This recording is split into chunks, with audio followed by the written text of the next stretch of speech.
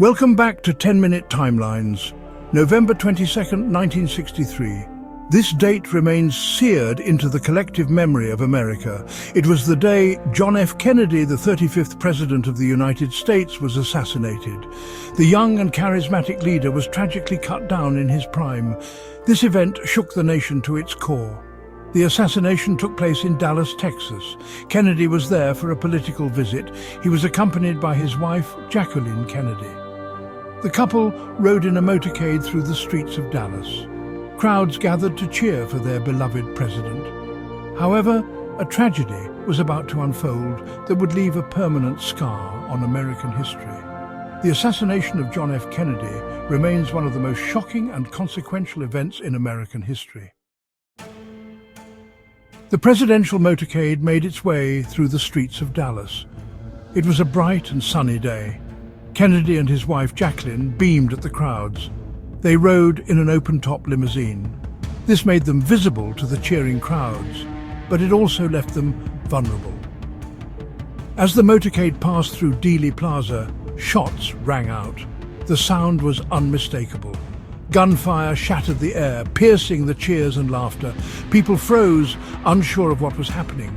The first shot hit Kennedy in the back. The second shot, just seconds later, struck the president in the head. The impact threw his body back and to the left. The crowd erupted in chaos, running for cover. Others stood frozen, trying to comprehend the horrific scene unfolding before their eyes. Secret Service agents reacted immediately, rushing to shield the president and First Lady. The motorcade sped away toward Parkland Memorial Hospital, but the damage was done. America's young president was mortally wounded. Panic and confusion gripped the nation. People huddled around radios and televisions, desperate for any information. The world watched in shock and disbelief as the news unfolded. At Parkland Memorial Hospital, doctors frantically tried to save President Kennedy's life, but his wounds were too severe. He was pronounced dead at 1 p.m. Central Standard Time. In the aftermath of the assassination, the nation struggled to come to terms with the loss. People wept openly in the streets. Flags flew at half-mast. Schools and businesses closed. The world mourned the loss of a visionary leader. It also marked the beginning of a long and painful period of national introspection. Within hours of the assassination, authorities arrested Lee Harvey Oswald. He was a former U.S. Marine with known communist sympathies. Oswald worked at the Texas School Book Depository. This building overlooked Dealey Plaza. The Warren Commission, established to investigate the assassination, concluded that Oswald acted alone. They determined that he fired 3 shots from the 6th floor of the depository building. This theory, known as the lone gunman theory, became the official explanation for Kennedy's death. The Warren Commission's report, however, did not quell all doubts. Many questioned the plausibility of Oswald's marksmanship. Others pointed to inconsistencies in witness testimony and forensic evidence. The single bullet theory proposed by the Commission proved particularly controversial.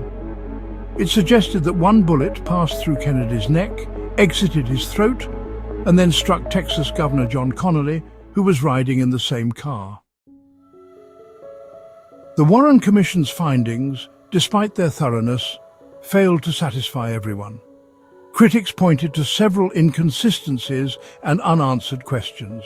Some argued that the Commission, eager to avoid further national trauma, had rushed to judgment. One of the most persistent criticisms centered on the magic bullet theory. This theory, crucial to the lone gunman narrative, seemed implausible to many. The trajectory of the bullet, as described by the Commission, seemed to defy the laws of physics.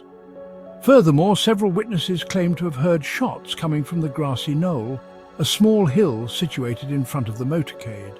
This suggested the possibility of a second shooter, contradicting the lone gunman theory. Despite these criticisms, the Warren Commission's findings remained the official explanation for Kennedy's assassination for many years. However, the seeds of doubt had been sown. Conspiracy theories began to circulate, fueled by the perceived inconsistencies in the official narrative. The assassination of John F. Kennedy, shrouded in mystery and unanswered questions, became fertile ground for conspiracy theories. Fueled by mistrust of the government and a desire for a more complete explanation, these theories offered alternative narratives. Some theories implicated the Soviet Union, seeking revenge for the Cuban Missile Crisis. Others pointed fingers at Fidel Castro, believing Kennedy's attempts to overthrow the Cuban leader provided motive.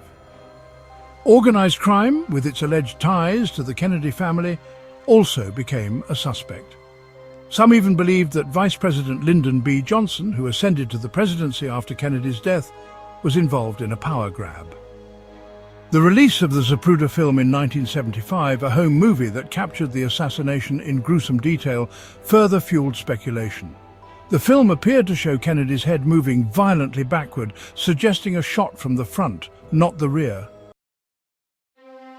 In the aftermath of her husband's assassination, Jacqueline Kennedy played a pivotal role in shaping his legacy. She sought to create an image of her husband's presidency as a brief shining moment in American history. In an interview with journalist Theodore H. White, she famously compared her husband's presidency to Camelot, the mythical court of King Arthur. This comparison, evoking images of chivalry, romance, and a lost golden age, resonated with a grieving nation. Jacqueline Kennedy's efforts helped to solidify her husband's image as an icon. He became a symbol of lost potential, a reminder of a time when America seemed poised on the brink of a new era of hope and progress. The Kennedy years, despite their brevity, became etched in American memory as a time of idealism, optimism, and national unity. The tragedy of Kennedy's assassination only served to enhance this image, transforming him into a martyr for a generation that had come to see him as their champion. The passage of time has done little to diminish the public's thirst for answers. New investigations, documentaries, and books continue to revisit the events of that fateful day. The House Select Committee on Assassinations, formed in 1976, re-examined the evidence. While largely agreeing with the Warren Commission's findings, the HSCA suggested the possibility of a fourth shot, based on acoustic evidence. This finding implied a conspiracy, but the acoustic evidence was later disputed. In recent years, the release of previously classified documents has shed new light on the assassination. Thousands of pages of documents, including CIA and FBI files, have been made public. These releases, mandated by Congress, aim to provide greater transparency and potentially resolve lingering questions. However, even with the release of these documents, some information remains redacted.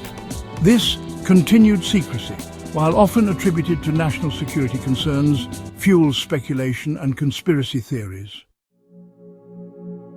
More than half a century after the assassination of John F. Kennedy, many questions remain unanswered. The events of that day in Dallas continue to haunt the American psyche. The quest for truth, for a definitive explanation, persists. Despite numerous investigations, countless books and documentaries, and the release of thousands of pages of documents, a definitive and universally accepted account of the assassination remains elusive. The passage of time has not erased the doubts, the inconsistencies, the whispers of conspiracy. The assassination of JFK not only marked the loss of a young and charismatic leader, but also eroded public trust in government and institutions. The events of that day continue to shape our understanding of the past and our relationship with power. The search for answers continues. New evidence, new technologies, and a continued commitment to uncovering the truth may one day provide the answers we seek. Until then, the assassination of John F. Kennedy will remain an open wound in the American consciousness.